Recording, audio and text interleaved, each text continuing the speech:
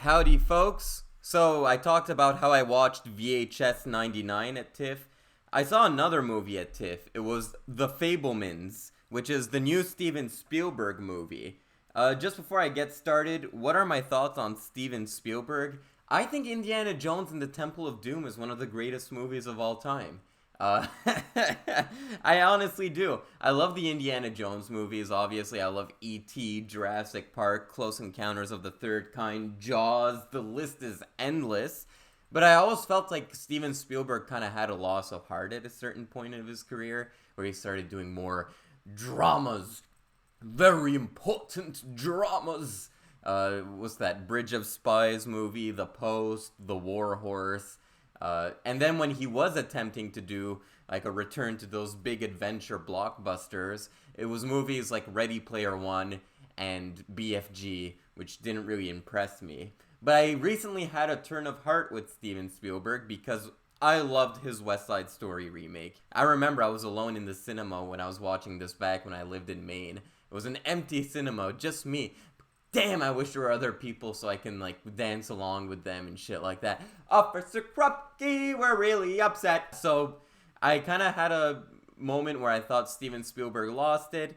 Then he released West Side Story, and now I'm back on the Spielberg bandwagon. For those of you who don't know, this is a Steven Spielberg biopic. Now, it's not a biopic. The characters in this movie are called the Fabelmans and not the Spielbergs. But there's different connections you can make and say, okay, this is obviously Spielberg talking about himself. It's a Jewish family that has to move around, go on the road a lot. The dad's an engineer. So all of those you can relate to the life of Steven Spielberg. The reason why he called it the Fabelmans is probably because he wants to take some creative liberties with it. And I think that's what made this movie really interesting, is that this isn't Spielberg just writing about his life. So many times I feel like biopics feel the need to accurately portray the life of the subject they're writing about. And I don't think that makes for entertaining movies. It makes for interesting documentaries, or maybe like a book. Like right here, let's see. Here I got the Jim Henson book, you know? I read the biography by Brian J. Jones. Much rather do this than watch a terrible biopic movie that tries to be 100% accurate, but is actually terrible. A goal of a movie is to entertain, is what I'm getting at. Sometimes when you try to be too accurate, it doesn't make for quite the entertaining movie. So I really like the fact that this movie is called The Fabelmans. You can make connections to Steven Spielberg, but by no means is this a Steven Spielberg biopic, which I'm sure we'll get somewhere down the line. Oh, Jesus. That said, like, this is not like a point for the movie.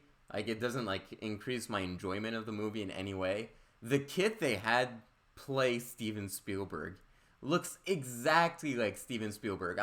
There's, like, a time jump where he ages. The first kid looks exactly like a fucking 4-year-old Steven Spielberg. You'll believe me when you see it, but that's what I mean. It's just, like, you can tell this is a Spielberg movie. Or you can tell this is a movie about Spielberg. So what is this movie about? It's basically about a guy's journey to become a filmmaker. It's everything up until he becomes a filmmaker and all of the trials and tribulations that came in his way. The biggest problem I have with biopics is that it also feels like a series of events. When you talk about The Ray or Walk the Line, it's he's about to walk on stage. Flashback, now he's a kid. Oh, this traumatic thing happened when he's a kid. He gets his first label deal. Oh, he meets a girl. Oh, he gets addicted to drugs. It doesn't feel like a series of events. This is a movie about the struggle between the left brain and the right brain.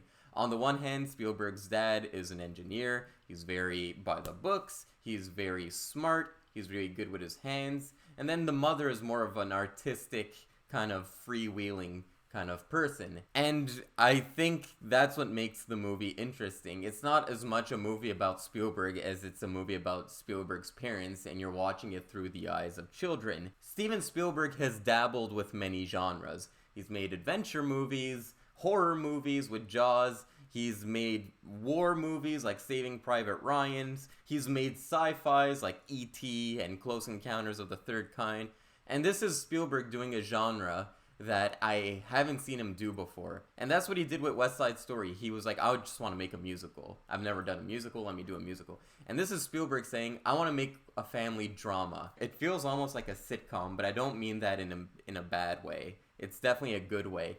The dynamics in which this family is working off each other, I felt like at some points I was watching something like National Lampoon's Vacation. It really feels like Spielberg trying his hand at that kind of genre. So it's Spielberg doing something he's never done before, and it's Spielberg doing something that's extremely personal to him. I feel like every so often in a filmmaker's filmography, you'll get that one movie that's very personal. Belfast was that for Kenneth Branagh. Roma was that for Alfonso Cuarón. I feel like every so often you'll get a director that's like, let me make a movie about my life. And this is Spielberg doing that. And I think he does it better than the prior two films I talked about. I don't know how controversial it is to say, but it doesn't lose that Spielberg style. It still has that whimsical, adventurous, uplifting beats. I really like that about this movie. I don't want to spoil the movie, obviously, but there are so many Easter eggs in this movie, which I know, like, if you're like me, I fucking hate Easter eggs. I hate Easter eggs so much. Like, whenever there's a Marvel movie, and, oh, look, it's Abomination in the background, I'm like, motherfucker. Because I know it just makes people jizz their pants, and it's an easy win. They've become lazy. It's not even Easter eggs, because Easter eggs implies that you have to search for them.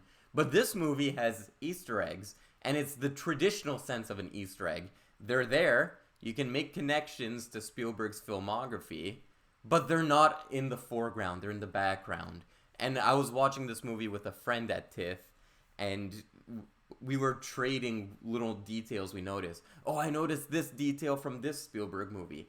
Oh, well, this line of dialogue, that sounded like a reference to this Spielberg movie. And it created such a good dialogue outside the theater. Speaking of this, yeah, I did see it at TIFF, and the audience was going berserk. We were laughing hysterically. This is a much raunchier Steven Spielberg movie also. It's not like a kid's movie. There's like some parts where they drop F-bombs. There's a part where it gets a little sexually explicit. But there's a very good raunchy scene that made my theater just explode in laughter. I can even hear the dialogue. We were just laughing. And that's what Spielberg does well. He like integrates slapstick so well in a visual manner in his films. I will say too, I'm not gonna spoil it as well, but there's such a fucking good cameo at the end. Like, the best fucking cameo at the end. And if you guys are a fan of my channel and you've been watching, you'll know that I'm a fan of this guy because I've talked about him quite a bit on this channel. And he shows up at the end, not playing himself, obviously, but he shows up at the end and does a performance, and it's like, beautiful. I'm not going to spoil who it is. Don't look at the internet. The internet, IMDb, they spoil who that cameo is. Don't look at it. Just go in blind and get surprised the way I do. Guys, go see The Fabelmans. It's actually the best movie I've seen in quite a while, probably since Everything Everywhere All at Once. So, yeah. Watch it. Let me know what you think after you've seen it, and I'll see you around.